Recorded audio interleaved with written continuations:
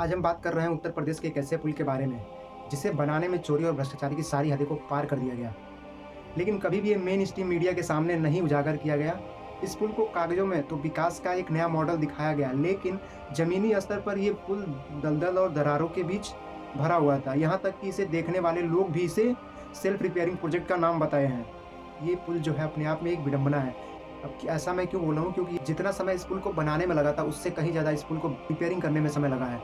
ये सुनकर आपको थोड़ी हैरानी होगी, लेकिन ये बात सही है कि हाँ, ये पुल जितना समय में बना था उससे कहीं ज़्यादा समय इस पुल की रिपेयरिंग में लगा। उसके बाद इस पुल को बंद भी कर दिया गया। जिस पुल को जिस काम के लिए बनाया गया था वो पुल आज तक उस काम नहीं आ रहा है।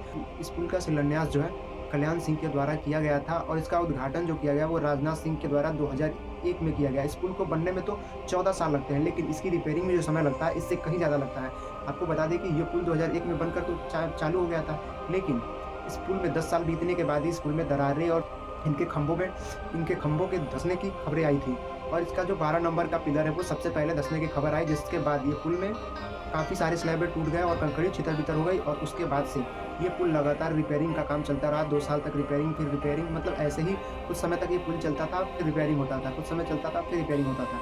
मतलब इस पुल की जो स्थिति है वही चलती आ रही है और 2022 के बाद इसे इस स्थिरता से बंद कर दिया गया। अब इस पुल पर केवल 35 टन से कम की जितनी भी गाड़ियाँ हैं वो इस पुल को पार कर सकती हैं, और वो भी इसकी जो गति है वो 35 से 40 रखी गई है। यानी इस पुल पर पूर्णतः जो है वो बड़ी गाड़ियों का बैन लगा दिया गया है और इस पर केवल अब जो हल्के वाहन इस पुल को पार कर सकते हैं। अब आप लोग सोच रहे होंगे मैं इस पुल के बारे में क्यों बता रहा हूँ, क्योंकि इसके बगल में एक 4 लेन पुल बनाया जा रहा है। हालाँकि ये अगर पुल होता तो उसकी आवश्यकता नहीं पड़ती, क्योंकि उस समय 28 करोड़ रुपए की कीमत अलग लेवल की थी और आज के समय में 300 करोड़ में जो ये पुल बनाया जा रहा है 4 लेन, इसकी कीमत है।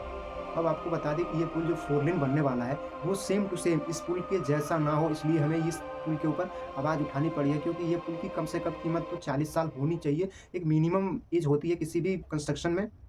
लेकिन ये पुल जो है लगातार 10 साल के बाद ही इसमें रीबिल्डिंग का काम चलता रहा, और इसीलिए मैं इस पुल का आवाज़ उठा रहा हूँ कि जो ये पुल बने वो इस तरीके से ना बन जाए कि जब हमें ज़रूरत हो तो इस पुल को बंद कर दिया जाए। अब इसके वजह से लोगों को काफ़ी सारी समस्याएं से जूझना पड़ता था। जनता का पैसा तो अलग बर्बाद हुआ, लेकिन लोगों को जो अलग दूर से किलोमीटर का रेंज यानी घूम के आना पड़ता था, उससे लोगों को काफ़ी सारी समस्याएं होती थी।